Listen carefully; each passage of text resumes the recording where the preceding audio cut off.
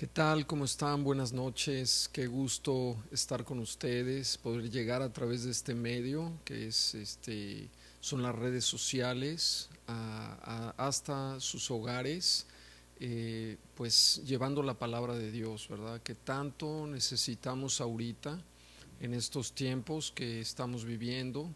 Si algo necesitamos es escuchar lo que Dios tiene para nosotros, es oír su voz, y para eso necesitamos abrir la palabra, abrir la Biblia. Así es que yo le voy a pedir que ahí pues abra la Biblia, si usted tiene en su casa, si la tiene ahí en el librero, tráigala, vamos a estudiar juntos la palabra. En esta ocasión no vamos a poner versículos, y pues le voy a pedir que abra ahí su Biblia, su dispositivo, su iPad, su teléfono, donde quiera que tenga la Biblia, le pido por favor que la abra. Y vamos a Primera de Pedro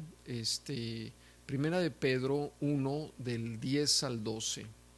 Y si me acompaña en esta lectura, dice Primera de Pedro 10, 1 del 10 al 12: los profetas que profetizaron de la gracia destinada a vosotros inquirieron y diligentemente indagaron acerca de esta salvación, escudriñando qué persona y qué tiempo indicaba el Espíritu de Cristo que estaba en ellos, el cual anunciaba de antemano los sufrimientos de Cristo y las glorias que vendrían tras ellos.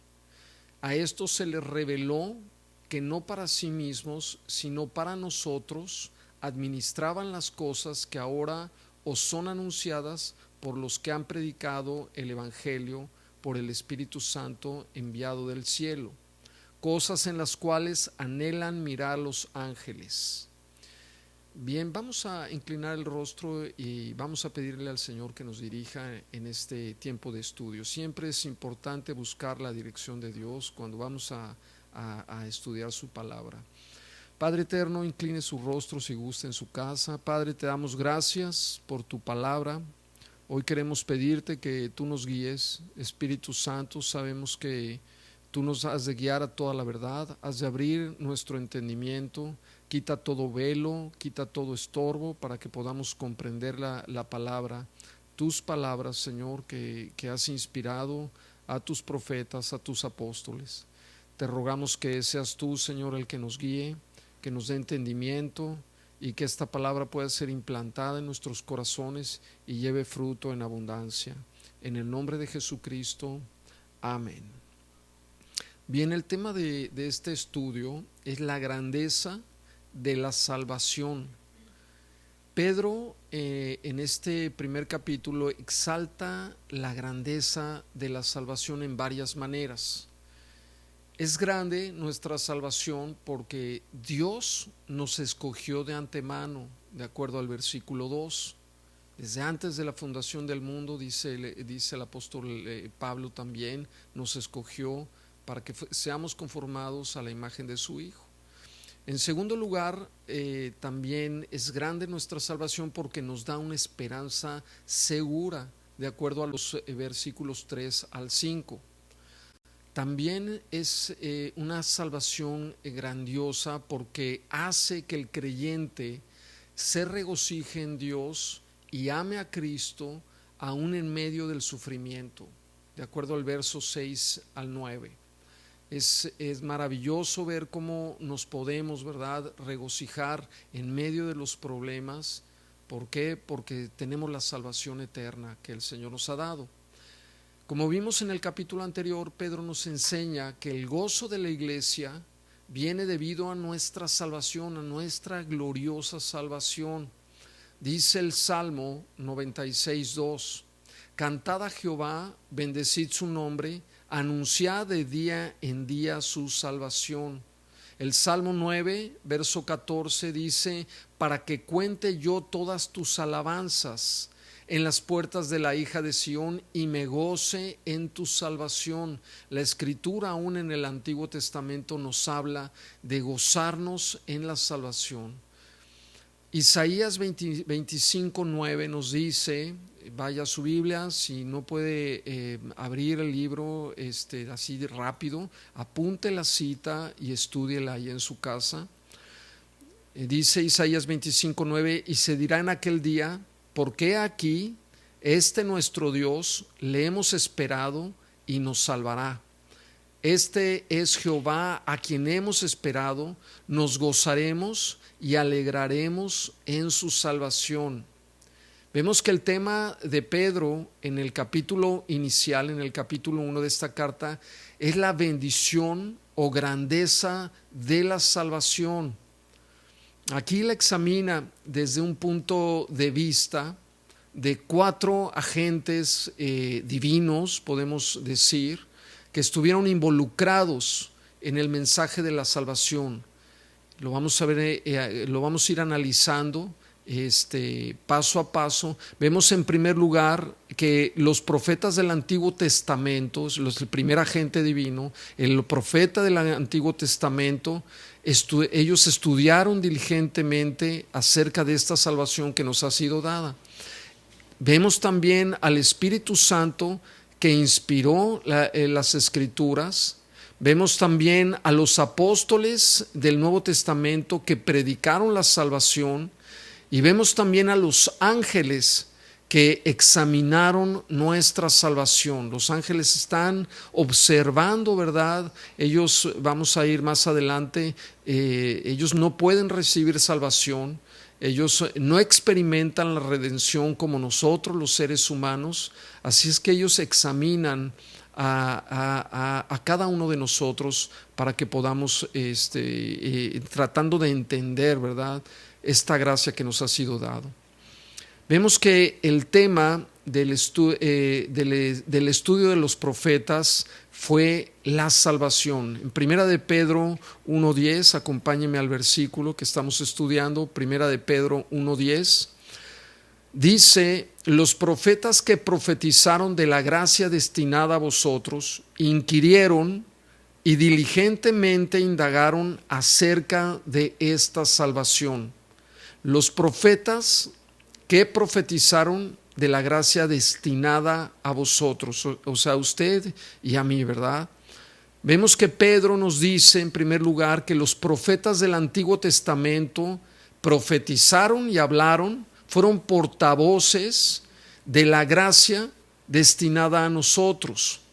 Ellos inquirieron, diligentemente indagaron acerca de esta salvación. Esta palabra inquirieron es exeteo, que quiere decir buscar algo con diligencia. Es un hebraísmo también que quiere decir adorar, inquirir, buscar diligentemente, de una manera diligente o exacta. Dice también que diligentemente indagaron. Esto quiere decir realizar una búsqueda cuidadosa. Los profetas del Antiguo Testamento fueron diligentes en la búsqueda, en su investigación acerca de la salvación que nos sería dada a nosotros. Ellos deseaban esa salvación. También la recibieron. Ahorita vamos a ver cómo, ¿verdad? Recibieron el don de la salvación de Dios sin ver su total cumplimiento, sin ver a Jesucristo y tener una relación con Cristo. Dice Hebreos 11:39 al 40, y todos estos, está hablando de los profetas del Antiguo Testamento, aunque alcanzaron buen testimonio mediante la fe, no recibieron lo prometido, proveyendo Dios alguna cosa mayor para nosotros, para que no fuesen ellos perfeccionados aparte de nosotros. Vemos que los profetas escribieron acerca del Mesías. Ellos no comprendían bien todo lo que estaba involucrado en la vida, en la resurrección, en la muerte y en la resurrección de Cristo. No lograban comprender plenamente, no tenían un cuadro claro de lo que ellos mismos, la profecía que habían recibido.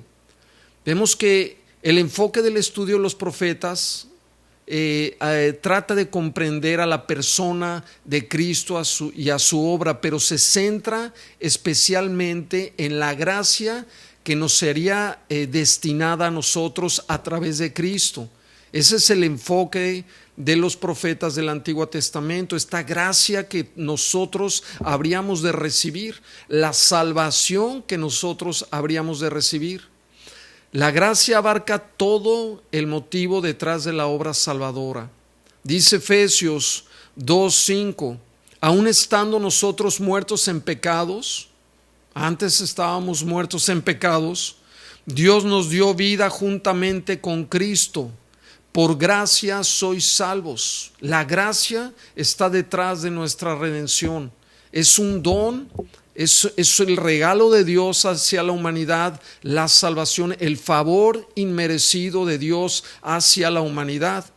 Los profetas trataron de entender la gracia de Dios, los profetas del Antiguo Testamento, el perdón de Dios, su favor inmerecido, su misericordia en Cristo, la bendición que recibiríamos. Los profetas sabían que esta gracia incluía a toda gente, de toda nación, de toda lengua. Acompáñame Isaías 45:22. Qué maravillosa es la palabra de Dios. El Señor estaba hablando a través de los profetas que la salvación se extendería a todo el planeta. No nada más a los israelitas, no nada más al pueblo de Israel, sino a todas las naciones. Dice Isaías 45:22, mirad a mí y sed salvos todos los términos de la tierra, todos los términos de la tierra.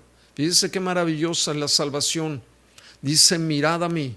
Si tú volteas a la cruz, si tú crees en Jesucristo como tu Señor y Salvador, dice la palabra, y sed salvos, serás salvo, dice la palabra. Así de sencillo es el mensaje del Evangelio. Ve a Cristo, mira a Cristo, cree en Él y recibirás la salvación. Todos los términos de la tierra, porque yo, dice la Escritura, soy Dios y no hay más. Es una profecía acerca de que Dios enviaría su salvación, de que Dios enviaría esta gracia que ya hemos recibido, que algunos necesitan recibir, a todas las naciones. Juan 10:16 dice, también tengo otras ovejas que no son de este redil, está hablando del pueblo de Israel. Aquellas también debo traer, y oirán mi voz, y habrá un rebaño y un pastor. Está hablando, dice, también tengo otras ovejas. Está hablando del pueblo de los gentiles, de todos los que no son israelitas. Y el Señor está hablando aquí, está profetizando que el Evangelio será predicado en todas las naciones, como está sucediendo ahora en nuestros tiempos. La salvación siempre ha estado disponible para todos los pecadores, siempre y únicamente por gracia. No hay manera de alcanzar la salvación. Es un regalo que el Señor da. Si tú piensas que a través de tus obras vas a alcanzar, o de tus ritos, o de tus cultos que puedas llevar a cabo, puedes alcanzar la salvación, necesitas estudiar las Escrituras, porque la salvación solamente se obtiene creyendo en el Hijo de Dios. Cuando crees en su sacrificio expiatorio, entonces recibes la gloriosa gracia y el favor inmerecido de Dios, la salvación eterna. Dice Isaías 55, versículo 1 al 2, a todos los sedientos, venid a las aguas, y a los que no tienen dinero, venid y comprad y comed. Fíjate, está hablando de algo gratuito. Venid, comprad sin dinero y sin precio vino y leche. Aquí claramente el profeta Isaías no está hablando de un alimento físico, sino está hablando de un alimento espiritual. Yo soy el pan de vida, dice Cristo. El que viene a mí no tendrá hambre ni sed jamás, dice la Escritura.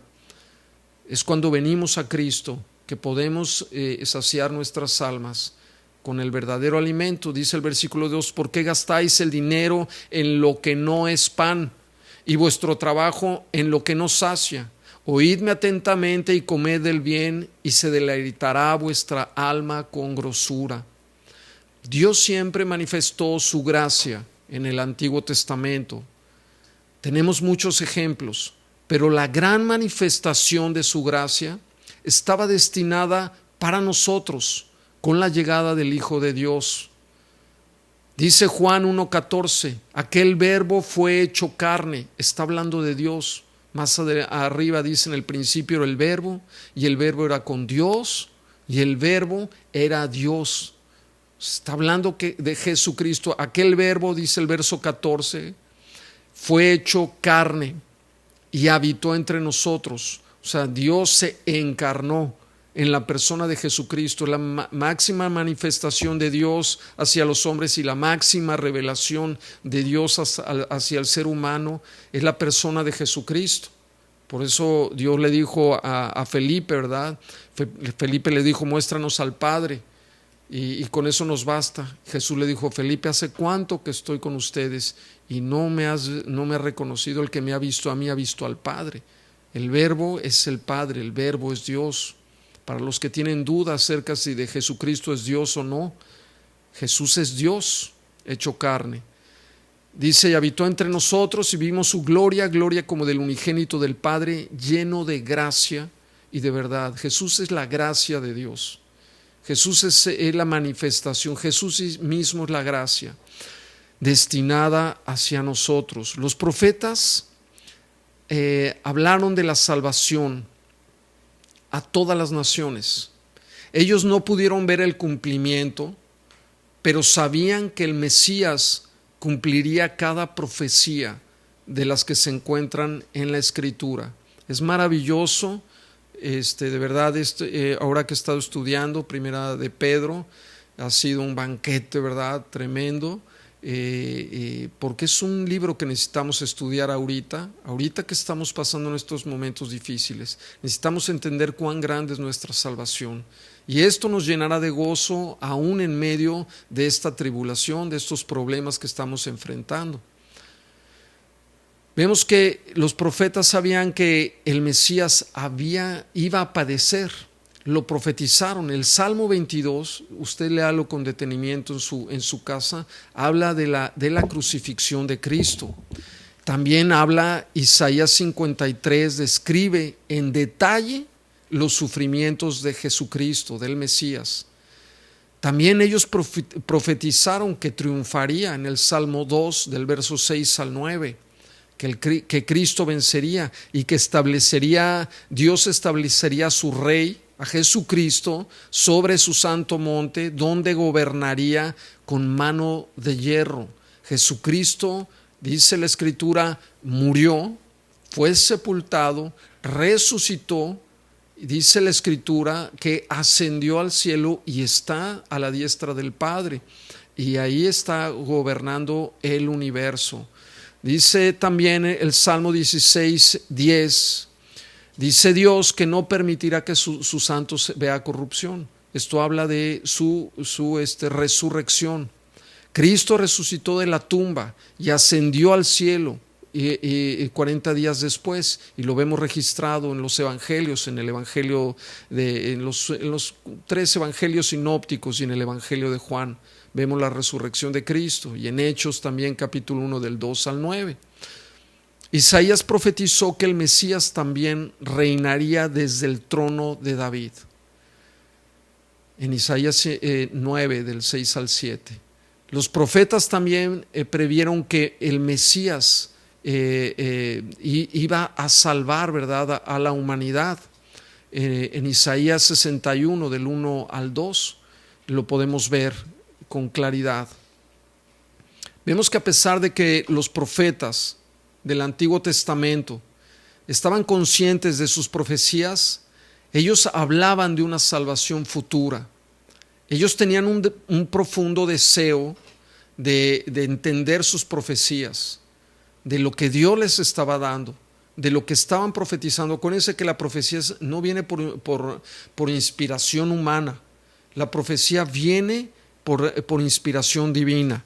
Es por eso que en Primera de Pedro, volvamos al versículo que estamos estudiando, al verso 10 de Primera de Pedro, si quiere vuelva a su Biblia, a este versículo.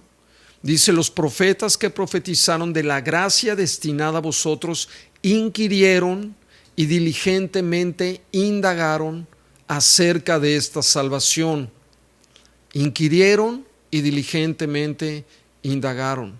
Son dos verbos que aquí encontramos que nos hacen ver la intensidad con que profundizaron ellos, la diligencia con que buscaron acerca de esta salvación maravillosa que sería manifestada a la humanidad. Jesús mismo dijo en Mateo 13, 17, porque de cierto os digo que muchos profetas y justos desearon ver lo que veis y no lo vieron, y oír lo que oís y no lo oyeron. Está hablando de la diligencia, está hablando de cómo inquirieron los profetas acerca de la salvación. Jesús mismo dijo, ellos desearon ver este momento, buscaron diligentemente en las Escrituras y no lo vieron. El punto es que si los profetas del Antiguo Testamento pusieron tanta diligencia y esfuerzo para comprender las profecías que Dios les había dado en cuanto a la gracia y a la salvación de la humanidad, para comprender esta gracia que ahora nosotros estamos experimentando, aquí surge una pregunta, hermanos, iglesia de Jesucristo, que nos atañe a todos. ¿Estás siendo tú diligente en comprender esta salvación tan grande que tenemos, que nos ha sido dada? ¿Te estás esforzando con diligencia para comprender lo que dicen las Escrituras acerca de tu salvación? ¿O todavía no comprendes bien esta salvación tan maravillosa que tenemos en Cristo Jesús? Dice Filipenses 2:12, por tanto, amados míos, como siempre habéis obedecido, no como en mi presencia solamente, sino mucho más ahora en mi ausencia, ocupaos en vuestra salvación con temor y temblor. Ocupaos en vuestra salvación no se refiere a que podamos hacer algo para ser salvos. No está hablando de que tú puedas ser salvo a través de las obras. La salvación es por gracia. Más bien se refiere a la responsabilidad que tenemos como creyentes en colaborar con Dios en todo este proceso de santificación. ¿Qué tanto conoces tu salvación? Esta palabra ocupaos es la palabra griega estrabos y se refiere a la extracción de la plata de una mina. Yo no sé si usted ha conocido todo el proceso que hay en la extracción de los metales en una mina. Yo vengo de familia minera, mi papá era minero, yo pude colaborar con él en varias minas, pude ver todo el proceso que se realiza desde encontrar la veta, ¿verdad? Desde el muestreo de la tierra para poder encontrar el mineral, ya sea plata, oro o cualquier metal precioso. El proceso que hay al descubrir las vetas, toda la maquinaria pesada que se tiene que llevar y todo el tiempo que se tarda en la extracción de ese material para sacar un metal, pues que dice la Escritura que aún es perecedero, que es el oro, ¿no? Que es valioso para nosotros. Pero hay un esfuerzo muy grande en hacer una mina, en perforar la tierra, en explotar, ¿verdad? Y para extraer el material, sacarlo, llevarlo a un proceso en un molino donde tienen que triturar toda la tierra y extraer el metal precioso a través de químicos, etcétera, hasta que se llega a un concentrado, ¿verdad? Y ahí podemos encontrar los diferentes materiales ya puros. Pero todo eso lleva un proceso muy, muy complicado. Y esto es de lo que nos habla la Biblia aquí cuando dice: ocupaos en vuestra salvación. Así como se deben de extraer los materiales preciosos que se requiere de las minas, que se requiere un gran esfuerzo, así nosotros tenemos que estar concentrados, ocupándonos, escudriñando las Escrituras para comprender nuestra salvación tan maravillosa que tenemos en Cristo Jesús. Vemos que Pablo alienta también a los filipenses a desarrollar y a explorar su salvación, a no trabajar por su salvación, ¿verdad? En este versículo, cuando dice que nos ocupemos de nuestra salvación, que exploremos. Vemos que cuando profundizamos en nuestra salvación nos lleva a poder enfrentar las dificultades como las que estamos viviendo. Si tú no conoces tu salvación, si tú no entiendes pues de qué Dios te ha salvado, lo que te espera, el futuro que tienes en Cristo Jesús, pues difícilmente puedes enfrentar las pruebas con gozo, con fortaleza, con esperanza.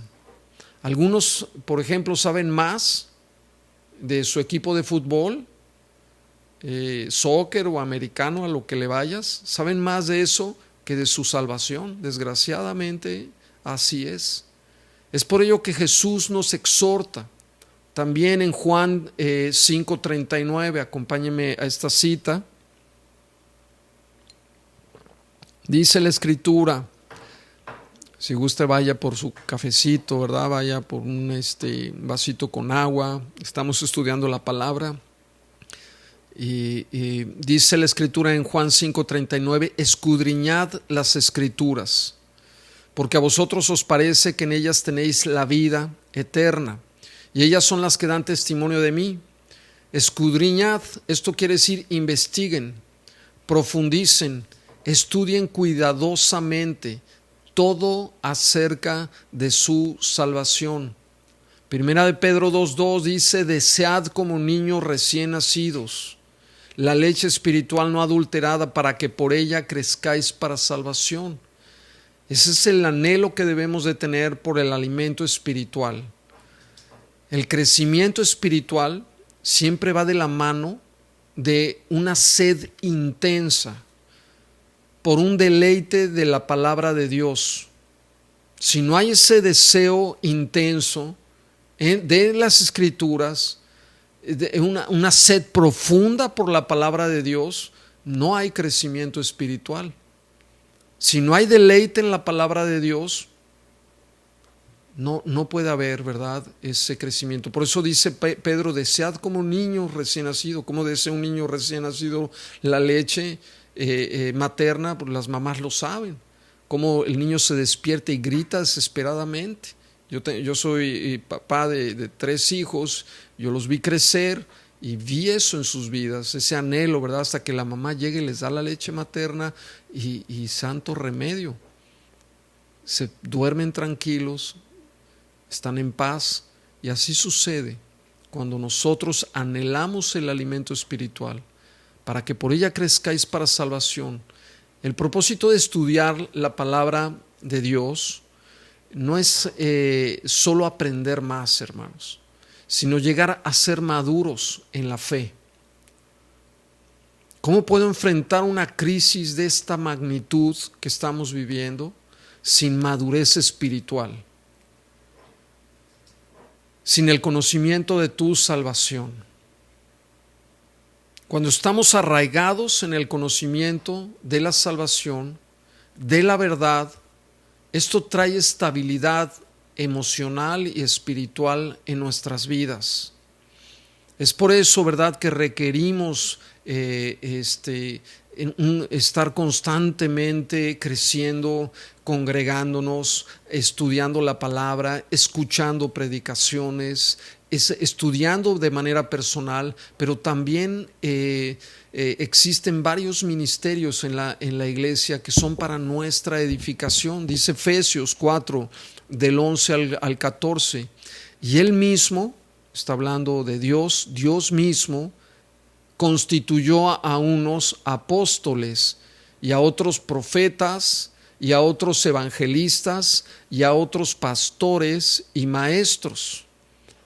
Yo estoy en este punto, yo soy pastor maestro de la palabra, a fin de perfeccionar los santos para la obra del ministerio, para la edificación del cuerpo de Cristo. Fíjate cómo los ministerios, nosotros estamos para la edificación de usted, para que usted como cuerpo de Cristo pueda crecer, se pueda desarrollar, pueda madurar, pueda alcanzar la estatura de Cristo. Dice el verso 13, hasta que todos lleguemos a la unidad de la fe y del conocimiento del Hijo de Dios, a un varón perfecto a la medida de la estatura de la plenitud de Cristo. Este es el objetivo, poder llegar a esta estatura. Por eso es tan importante añadirse en una iglesia. Si usted no está congregando, le animo a que se congregue, a que forme parte de una congregación donde pueda crecer espiritualmente, donde se pueda desarrollar, porque es sumamente importante, ¿verdad? Si usted es cristiano, si usted es un hijo de Dios. El verso 14 dice, para que ya no seamos niños fluctuantes, llevados por doquier de todo viento de doctrina, por estratagema de hombres que para engañar emplean con astucia las artimañas del error. Este pasaje es muy claro. Dios quiere perfeccionarnos a través de los diferentes ministerios, quiere edificarnos. Eso nos habla de crecimiento espiritual, de que conozcamos nuestra salvación hasta llegar a la estatura de Cristo, a un varón perfecto. Y vemos, ¿verdad?, lo que puede producir la falta de crecimiento espiritual en un creyente. Es una inestabilidad, dice, para que ya no seamos niños fluctuantes.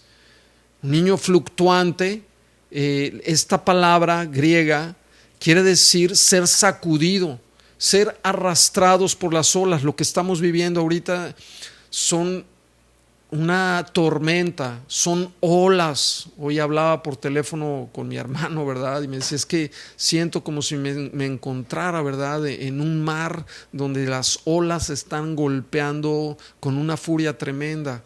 Y le dije, bueno, escucha el mensaje que voy a dar hoy, ¿verdad?, porque de eso habla.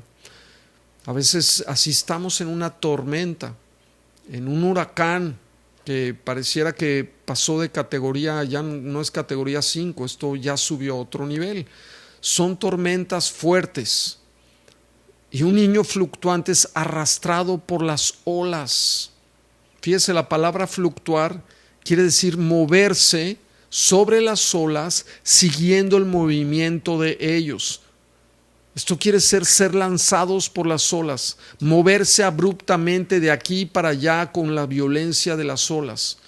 Cuando el conocimiento de Dios es superficial y no hay crecimiento espiritual en la vida del creyente, este es arrastrado por los problemas, es arrastrado por la adversidad, es arrastrado por las olas violentas de la vida, por las pruebas. Jesús fue muy claro, hermanos, con respecto a esto. Él nos habló de dos cimientos en el Sermón del Monte, en el capítulo 7, verso 24, en Mateo 7, verso 24 al 27. Muchos ya conocen esta parábola del Señor. Se las voy a leer porque es importante, ¿verdad?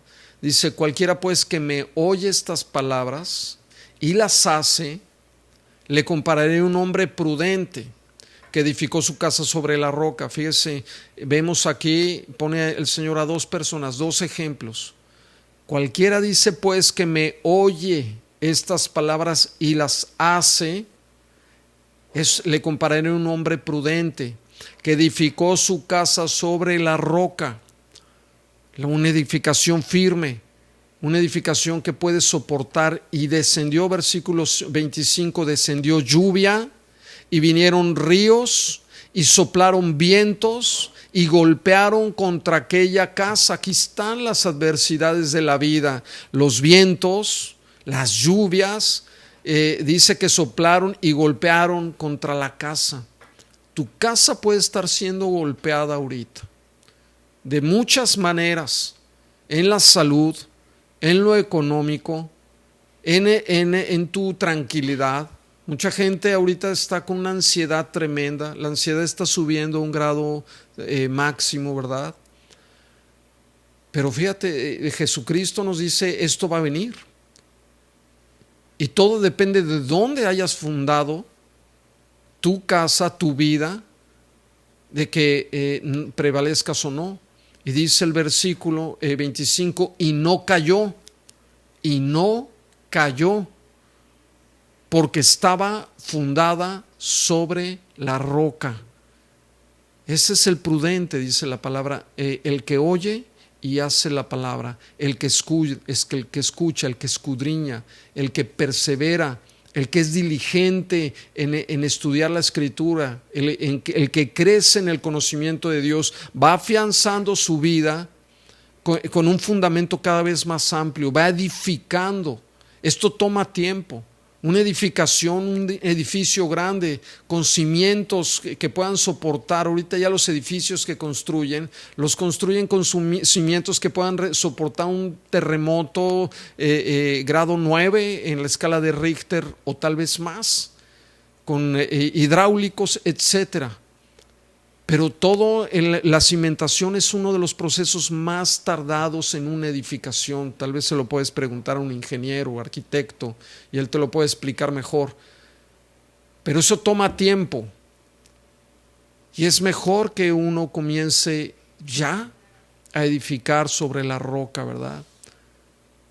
Dice el versículo 26, pero cualquiera que me oye estas palabras y no las hace, le compararé a un hombre insensato. Y esta palabra insensato es tonto, sin entendimiento, sin comprensión, que edificó su casa sobre la arena. ¿Quién edifica su casa sobre la arena? Dice, muchos están edificando sobre la arena porque pues es un fundamento pues que simplemente las edificaciones que están, nosotros que vivimos aquí en el Caribe, sabemos lo que sucede con las edificaciones que están cerca en la playa. Simplemente pueden desaparecer si no están bien fundamentadas. Yo lo he visto. Yo viví en Cozumel, yo vi lo que es un huracán categoría 5, he visto lo que hacen, es más, los muelles, ¿verdad?, de la isla, muelles con unas columnas tremendas, gigantes, desaparecieron literalmente por la furia y la violencia de las olas. Dice, y descendió, verso 27, descendió lluvia, vinieron ríos y soplaron vientos y dieron con ímpetu contra aquella casa y cayó y fue grande su ruina. Fíjense lo delicado que es de no escudriñar, de no ser diligente acerca de nuestra salvación, de la gracia que nos ha sido otorgado. Hay un riesgo tremendo. Por eso es tiempo que usted, ¿verdad?, se comprometa con el Señor y sea diligente en el estudio de la palabra.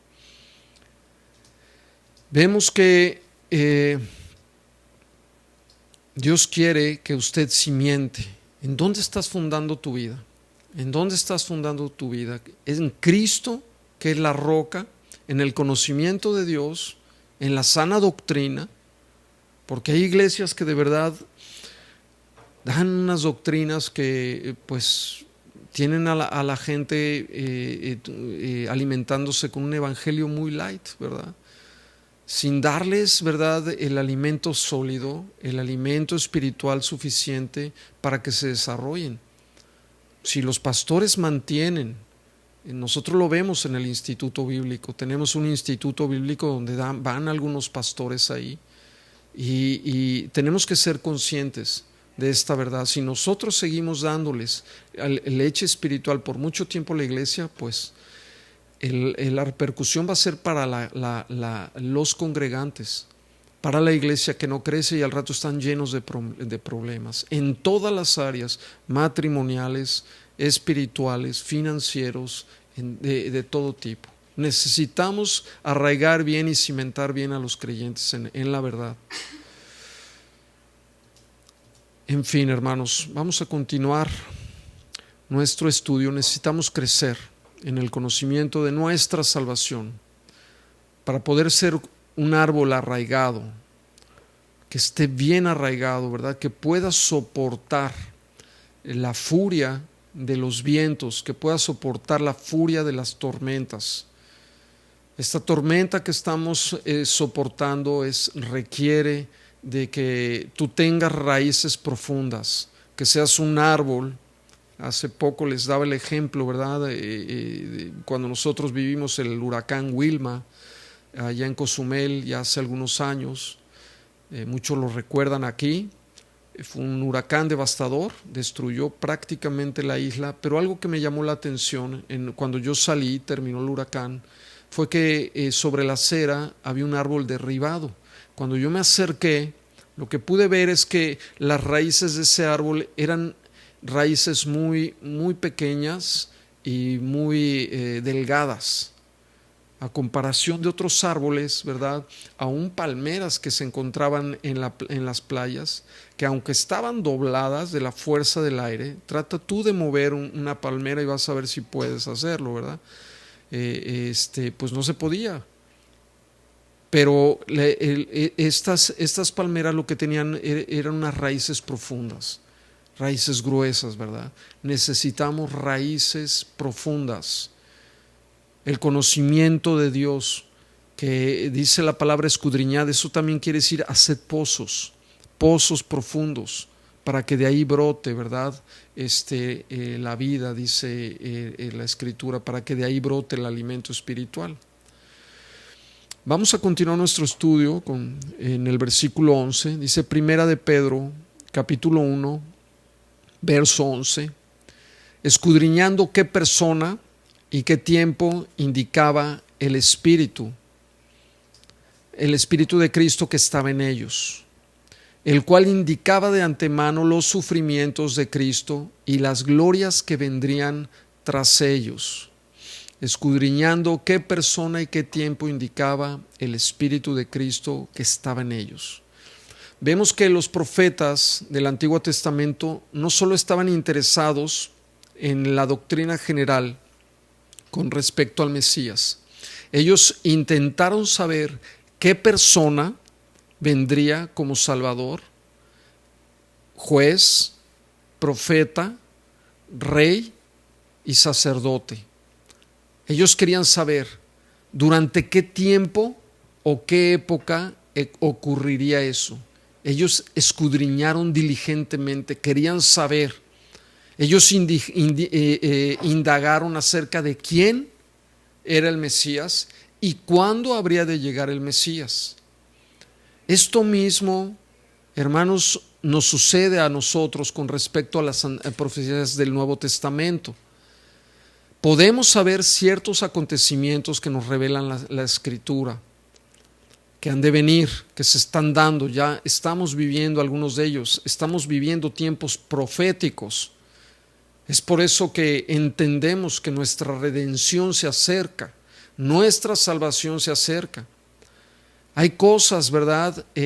Personas que están involucradas en los hechos proféticos que requieren un estudio más profundo y continuo de la escatología bíblica, que necesitamos profundizar, tal como lo hicieron los profetas del Antiguo Testamento. Nosotros también tenemos que ser diligentes en el estudio del campo profético, de lo que es la escatología. Aquí ya hemos tenido varios conferencias proféticas con el pastor Armando Alducin, ¿verdad? El doctor Armando, donde constantemente nos está exhortando a escudriñar la palabra. Hay un hambre tremenda del conocimiento en esta área. Hay muy poca, ¿verdad? Muy pocos también gente con un conocimiento profundo de la escatología. Necesitamos meternos más en estos tiempos acerca de las profecías de los últimos tiempos, porque ya estamos en la recta final. Fíjese, dice Marcos 13:33. Esta es una instrucción que da Cristo para nosotros, para estos tiempos. Dice: mirad, velad y orad, porque no sabéis cuándo será el tiempo. Velad es la palabra agripneo, la palabra griega, que quiere decir cuidar de, estar alertas, mantenerse despierto, estar alerta, tener cuidado. Este es el mandato de Dios, del Señor en estos tiempos. Velen y oren. Más que mantenernos despiertos toda la noche, ¿verdad? Porque eso es humanamente imposible. A lo que se refiere al Señor al estar alerta, al estar despiertos, nos habla en cuanto al estudio de la escatología bíblica, o sea, el estudio de las profecías de los últimos tiempos. Esto nos mantiene alertas, despiertos espiritualmente. Podríamos traducirlo así: seamos diligentes en el estudio de las profecías, así como lo hicieron los profetas del Antiguo Testamento. Manténganse alertas, dice el Señor. Las profecías no nos dicen exactamente cuándo regresa Cristo. No nos dicen el día ni la hora. Y cualquiera que lo diga, pues es un falso profeta. No te puedes decir mañana viene Cristo, o el 15 de mayo, o en el 2021. Lo único que podemos saber es que las señales se están cumpliendo. Las estamos viendo delante de nuestros ojos. Y una de las señales más importantes que vemos y ante nuestros ojos se ha cumplido es la señal de la higuera. La higuera es Israel. No vamos a entrar en detalles, ¿verdad? Pero es una señal que ya se ha cumplido. En 1948 la nación de Israel, ¿verdad?, resurge después de casi 2000 años de haber sido dispersado por todas las naciones. Israel vuelve a ser nación.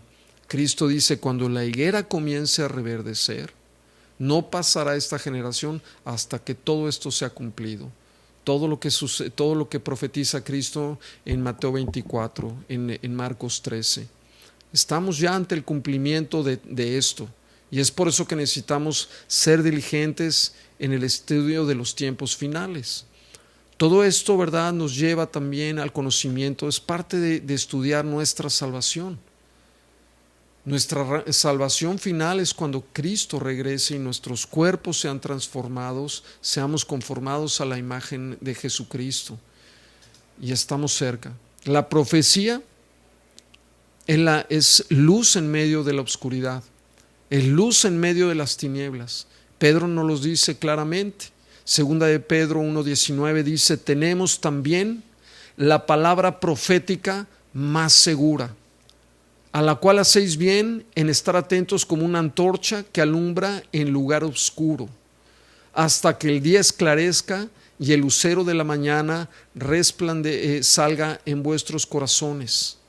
Tenemos la palabra profética más segura. Discúlpenme, pero ni el Corán, ni los libros de Ronald Howard, ni el budismo, ni cualquier otro libro sagrado que quieras mostrarme se ha cumplido como se ha cumplido la Escritura. Todo lo que dice acerca de Jesucristo, todas las profecías que se mencionan acerca de Jesucristo se han cumplido cabalmente. Todo lo que está escrito de mí, dice el Señor Jesucristo, tiene cumplimiento, tiene cumplimiento. Todo esto tiene que ver con nuestra salvación.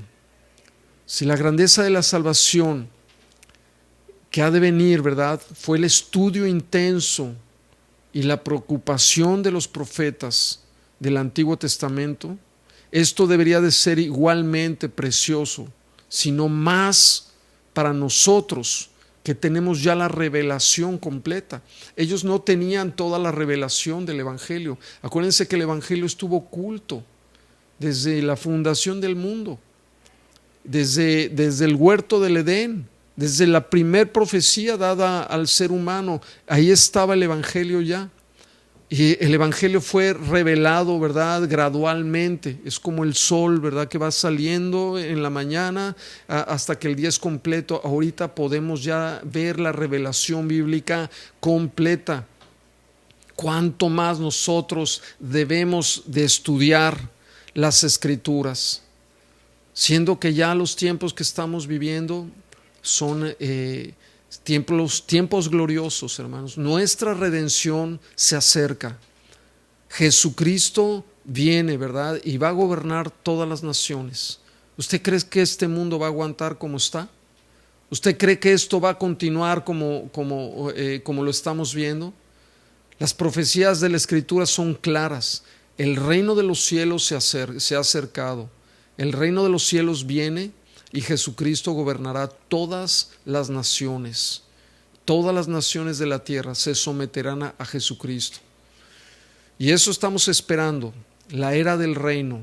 Acuérdense que estamos viviendo en la dispensación de la gracia. Esta gracia destinada a nosotros es desde que Jesucristo murió en la cruz del Calvario hace 2020 años hasta que Cristo regrese, ¿verdad? Hasta que comience el juicio del Señor. ¿Usted cree que esto es el juicio del Señor? ¿Usted cree que el día del Señor profetizado en las Escrituras? Créame, todos los profetas mayores y menores profetizan el día del Señor y está hablando del juicio de Dios. El juicio de Dios y el día del Señor es el libro de Apocalipsis. Es el día del Señor. Y comenzando el libro de Apocalipsis es que a partir del capítulo 4 de Apocalipsis la era o la dispensación cambia en el mundo y comienza la era del reino de los cielos, el reino de Dios. Es Dios ya reinando y por siempre reinará. Y créame, toda la creación, dice la palabra, gime. El Espíritu Santo gime para que seamos redimidos. Nosotros gemimos, ¿verdad? Ya deseando la liberación gloriosa, dice la Escritura. La creación está esperando la liberación gloriosa de los hijos de Dios. Toda la creación espera a que los hijos de Dios sean liberados, que los hijos de Dios sean redimidos, y aún así será la creación redimida. Vemos, ya estamos por concluir, tenemos unos minutos. Dice Pedro, primera de Pedro 11, versículo 11, capítulo 1, versículo 11 al 12, escudriñando qué persona y qué tiempo indicaba el Espíritu de Cristo que estaba en ellos, el cual anunciaba de antemano los sufrimientos de Cristo y las glorias que vendrían tras ellos. A esto se les reveló que no para sí mismos, sino para nosotros administraban las cosas que ahora son anunciadas. Vamos a dejarle ahí. Vemos que el Espíritu Santo fue quien reveló las profecías a los profetas. Estas fueron escritas bajo la supervisión del Espíritu Santo. Dice Jeremías 1:9. Y extendió Jehová su mano y tocó mi boca, y me dijo: he aquí he puesto mis palabras en tu boca. Dos cosas le reveló el Espíritu Santo a Pedro: los sufrimientos de Cristo, a los profetas, del Antiguo Testamento, los sufrimientos de Cristo. El Antiguo Testamento nos habla claramente de pasajes, nos da pasajes de los sufrimientos de Cristo.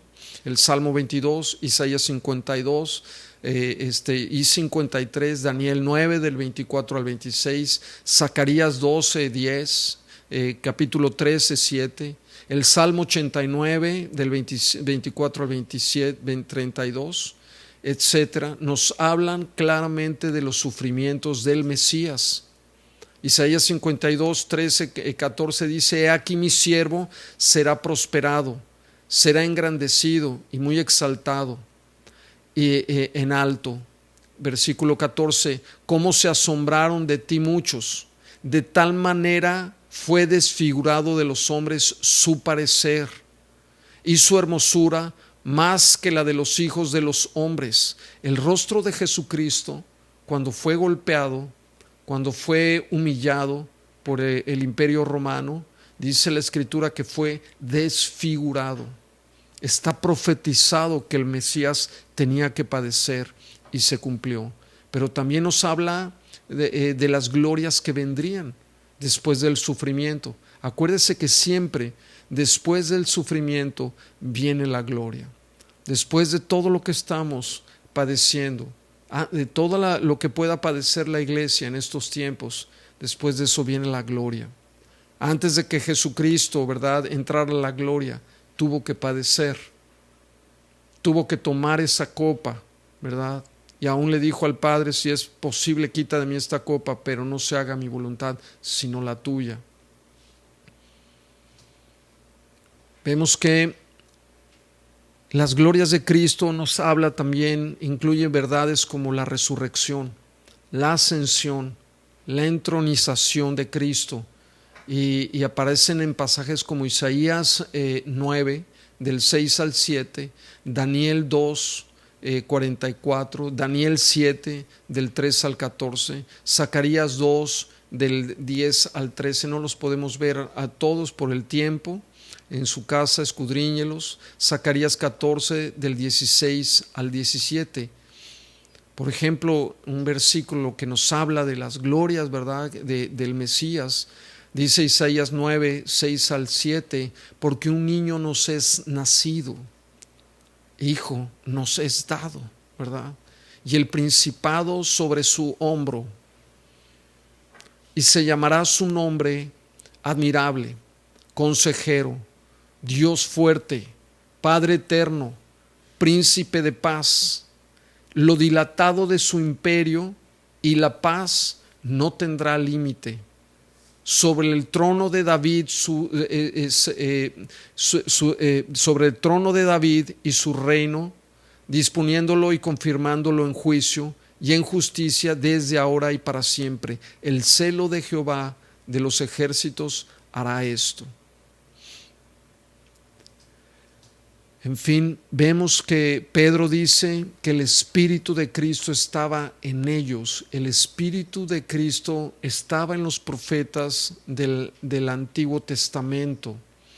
El Espíritu de Cristo y el Espíritu Santo son inseparables. Él obró en los que escribieron el Antiguo Testamento para que pudieran registrar esta revelación inefable de Dios. Dice, es por eso que Pedro dice en 2 de Pedro 1:21, porque nunca la profecía fue traída por voluntad humana. Nunca la profecía fue traída por voluntad humana, sino que los santos hombres de Dios hablaron siendo inspirados por el Espíritu Santo. Todo el tiempo fueron llevados los profetas del Antiguo Testamento, movidos por el Espíritu Santo. El Espíritu Santo es el autor divino, es el que produjo, es el que dio origen a las Escrituras. Por eso 2 de Timoteo 3:16 dice, toda Escritura es inspirada por Dios y útil para enseñar, para redarguir, para corregir, para instruir en justicia. Es maravillosa la palabra de Dios. Es la inspiración de Dios. Todo eso sale de la boca de Dios. Es por eso que tiene cumplimiento. Primero de Pedro 1:11 dice, escudriñando qué persona y qué tiempo indicaba el Espíritu de Cristo que estaba en ellos, el cual anunciaba de antemano. El Espíritu Santo anunciaba de antemano. Anunciaba de antemano, esto quiere decir que previamente lo que vendría, el Espíritu Santo lo anunciaba. Claramente estaba atestiguando a los profetas acerca de la salvación de Dios que se lograría totalmente por medio de Jesucristo. Nos estaba avisando, les estaba mostrando cómo esa salvación se iba a llevar a cabo. Aquí tenemos que tener cuidado, ¿verdad? También con los que profetizan el futuro, los profetas. ¿Cuántas mentiras estamos viendo, hermanos, en estos días? La Biblia es muy clara, nos habla de que estos días, en Mateo 24:11, habrá muchos falsos profetas que se levantarán y engañarán a muchos. Si no conoces la palabra de Dios, fácilmente puedes ser engañado. Puedes ser arrastrado por el error. Te puedes ir por los milagros, por los prodigios, porque la Virgen le salió sangre y lloró, o porque de repente el santo amaneció de cabeza. Mentiras, prodigios mentirosos. Viene un tiempo de gran engaño hacia la humanidad, hasta que los ovnis nos pueden llevar, ¿verdad? Mentiras así se van a empezar a dar en el mundo. Dios les bendiga, hermanos. Vamos a detener aquí nuestro estudio. Les animo a que profundicen en la palabra, en el conocimiento de Dios, que crezcan, ¿verdad? Se ocupan en su salvación, que conozcan, ¿verdad?, esta maravillosa y grandiosa salvación que el Señor nos ha dado, porque el tiempo de nuestra redención está cerca. Vamos a orar para despedirnos. Padre eterno, te damos gracias porque tenemos este libro profético maravilloso. Vemos el cumplimiento de las profecías del Antiguo Testamento. Prácticamente el Nuevo Testamento es el cumplimiento del Antiguo Testamento. Gracias, Padre, porque todo lo que está escrito de ti tiene cumplimiento. Ahora que estamos, Señor, pasando por esta tribulación, yo te pido que tu iglesia pueda ser fortalecida, pueda crecer en el conocimiento de tu Hijo. Llénales de espíritu de sabiduría y de conocimiento de tu Hijo Jesucristo. Que ellos puedan comprender, Padre Santo, cuál es la herencia que tienen en Cristo Jesús, cuál es la esperanza a la que han sido llamados y cuál es la supereminente grandeza del poder que tenemos en Cristo Jesús. Gracias te damos, Padre. Bendice a tu iglesia. Y si tú no conoces a Jesucristo como tu Señor y tu Salvador y quieres abrir tu corazón a Él y recibir la salvación, esta grandiosa salvación, te pido que repitas esta oración ahí en tu lugar y le digas al Señor: Señor Jesús, te doy gracias porque moriste por mí en la cruz y pagaste todos mis pecados y me salvaste. Te doy gracias porque me has dado el don de la vida eterna. Hoy te recibo como mi Señor y mi Salvador, en el nombre de Jesucristo. Amén. Que Dios les bendiga, hermanos, que tengan una excelente noche y nos vemos pronto.